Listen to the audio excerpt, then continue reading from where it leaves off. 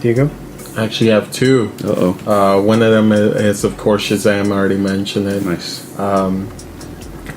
Movie is fucking amazing to me, obviously, and I would recommend it to everybody to go see it and support. I think this is a reboot for DC for sure.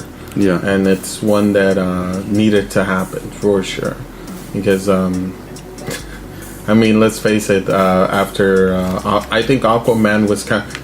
This is a statement that I think me and my friend both agreed on.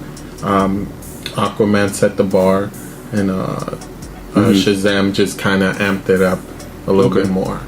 So that's what I've been hearing a lot too with those. At least those two movies, kind of like a relaunching of that type of universe. New direction that they're going. And, I don't know. They're giving a lot of charge to the directors now. Yeah, they're not the Warner Brothers isn't so into the movie, kind of altering it, and they shouldn't. They shouldn't.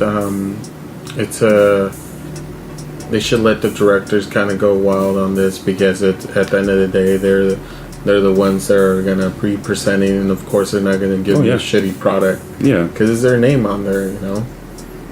And I'm glad that fucking what's his name, Zachary Levi. No, what's his name? Zack Snyder is not a part of this shit. Because I mean, even though I'm a somewhat fan of his, it's not, his stuff is not what DC really needed and shit. So they're going too dark. Yeah, it's way too dark. And my other one is The Colony, actually, with Emma Watson.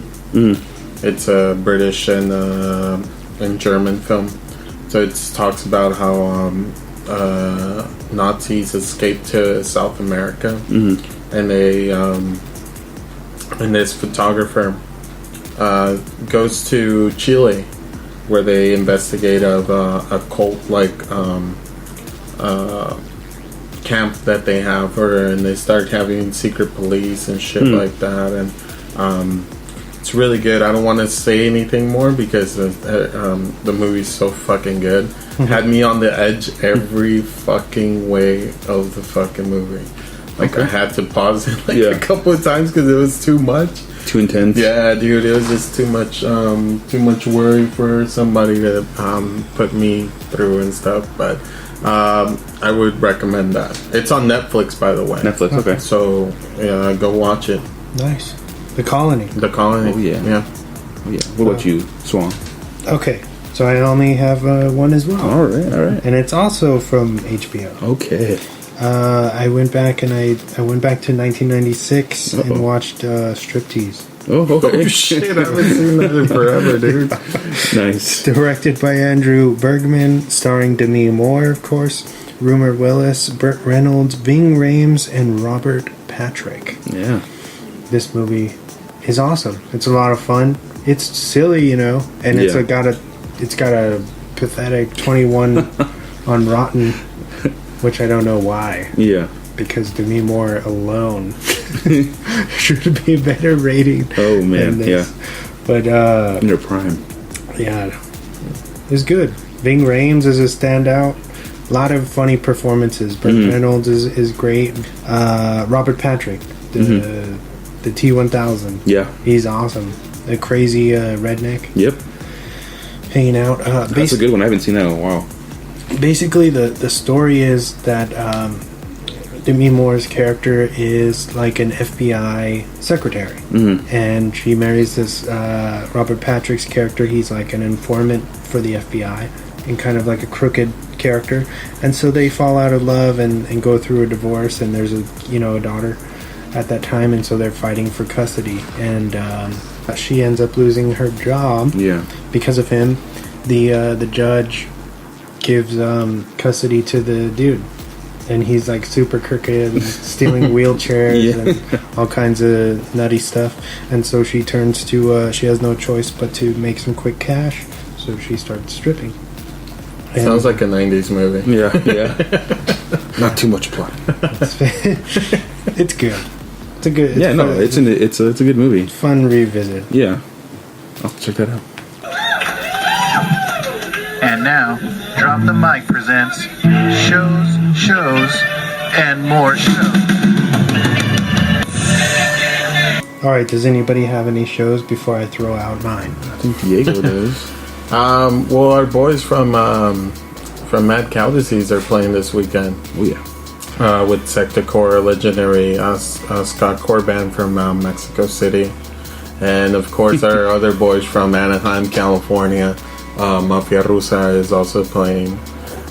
So go check those guys out. They're playing at Soda Bar. I think at 7, right? They start at 7. Let's be real. It's going to probably start till 8.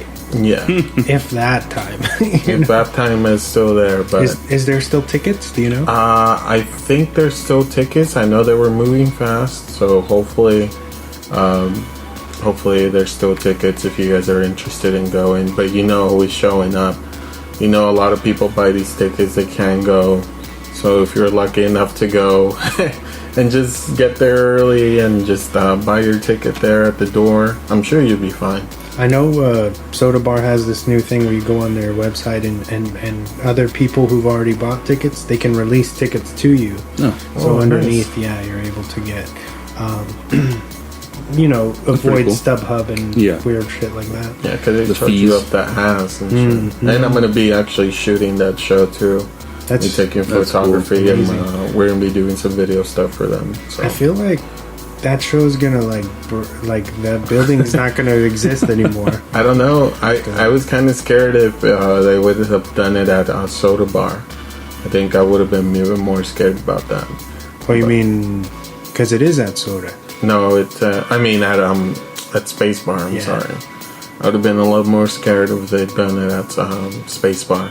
But I know Soda Bar is a little bit more. It's a better venue. Yeah, I think just the space itself. They're probably the same size, but the way that space is, it's like a hall. Yeah. And so when it gets congested, it's very weird, and it feels like like sardines, And Soda, it takes a little bit longer to feel like that. Yeah. Because they got the two sides that you can stand on. So get there early. I would definitely recommend that. I know I'm getting there super early, just to get set up stuff and find out the lighting and shit like that. But if you guys are going, recommend wearing closed shoes, one, and also be expected to be around drunk motherfuckers the whole night. And it's going to be rowdy, I'm sure. Yeah, it's going to be a super rowdy crowd. This is a good show to take somebody that hasn't really listened to ska or anything, because it is 3 of the biggest bands that have been going for a couple of years now. And I know for some of you that haven't listened to Sector Core in a while, obviously the original singer is not with the band, but they still play the same way. And they still bring the same energy. So it's going to be an amazing time this Sunday. Yeah. I'm just excited because I know it's going to happen. So I have 2 for April. So Turnover and Turnstile will be playing Observatory North Park Wednesday, April 10th, 2019. Oh yeah. The tickets for that are $23, so pretty affordable. Not too bad. If you're into them and you're in the San Diego area, check that out. And then we also have the Interrupters with Culture Abuse. Shout out to them. And Skating Polly will also play Observatory North Park, this time on Friday, April 19th. So just about a week in between of each other. It sounds like fucking 2 dope shows back to back. Interrupters, another great ska band. Yeah, and that's it for my shows. Unless you guys have anything to add. Nah. The only thing I have to add is I would like to give a shout out to my boy Cesar Castañeda, who has Chicano Art Gallery. Oh. They're going to be showcasing a no theme art show that would run through Chicano Park. So it's like you can do literally anything you want. If you're not they gave a shout out to everybody. that wants to do does any kind of art to just bring in their stuff and showcase it. Okay. I know a lot of people have been asking me where they could showcase some stuff at during Barrio Logan, and obviously if you want to get noticed, I think the best way would go to Chicano Art Gallery, which they always have. They're very open-minded, and obviously you've had your pieces up there too. Yeah, that was my first real art show was there with the Lana Del Rey piece that I did a few years ago. So and it sold that night. That's cool. So yeah, so that was amazing. Also, there's another one that I think it's going under the radar, and I didn't know. But on the Subterranean Cafe, I think that's what it's called, down in North Park. They have some of my friends from After Dark Creations who do also art shows. They have a Game of Thrones art show going on right now. Nice. That runs through April 20th, I believe, too. And so go check those out, man. Nice. So hopefully, and those guys put on good shows. I actually been now that I've joined the show, I'm gonna try to see if we could get one going. I know they have a 90s versus 80s movie art show coming up soon. That's crazy. So, say no more. So I've told numerous artists, and well, of course we'll put it up on the Drop the Mic story soon. But yeah, man, check out those guys. Always bring out stuff. I know they do stuff also at Basic Pizza downtown, here in downtown San Diego, and it's always fun. It's a small space, but hey, they've done crazy shit. They've done I know they've done Guillermo del Toro stuff. I went to that. Yeah. They did Stranger Things, Rick and Morty, then several stuff. So that's should cool. be fun. Should be fun, man. Doing that pop culture stuff. Oh yeah, for sure. Thank you, Diego. No worries, man. 5, 4, 3, 2, 1. And now for the movie focus of the week. Alright, so we're talking about Overlord. Yeah. This is James's pick for the week. It's rated R. It's from 2018. It runs at an hour and 48 minutes, and it's got a smooth 81 on Rotten. For the synopsis, I put paratroopers land behind enemy lines on the brink of D-Day, only to find a sinister Nazi experiment gone awry. Starring Jovan Adepo, Wyatt Russell, and it's directed by Julius Avery. Okay. All right, so why did you pick this? I thought the overall kind of story. I remember when I saw the trailer of this, I was like, "Oh, this. It looks cool." I thought the way they kind of showed this movie on the trailers, at least, and I was like, "It looks like an exciting kind of intense movie, especially with the I'm not going to call them zombies, but whatever they are, those creatures, mutated hybrid people." I don't know, it looked like a fun movie to watch, and I think it was a fun movie to watch with you guys. Yeah, definitely. Yeah. It had some funny moments in there. Yeah. Regardless, it was a nice thriller. Yeah. Well, what did you think about it, Wes?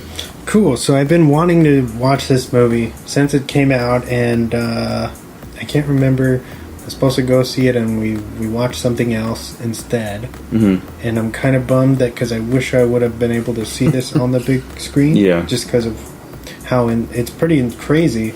There's a lot of campiness to it. Yeah. A lot of mixtures of genres. Like I saw Inglourious Bastards in there. You can kind of, I don't know if the director did this on purpose, but you can kind of, if it was intentional or not, see where he kind of pulled inspiration from, and I think that's where you're going to right there. Saw a little bit of Fury in there. Yeah. As far as the horror, there's a lot of really fun body horror stuff. Yeah. And I love that. It's kind of like From Dusk Till Dawn, where the first half of the movie, it's just a straight up war movie. Which war is already scary, right? Yeah. But it's scary in a different way. And I loved that they really, the set pieces and the design and the texture of everything, it feels very authentic. Yeah. for the budget. And then it takes its time with where it's going, and then about halfway through you realize, oh, like this is actually a monster movie.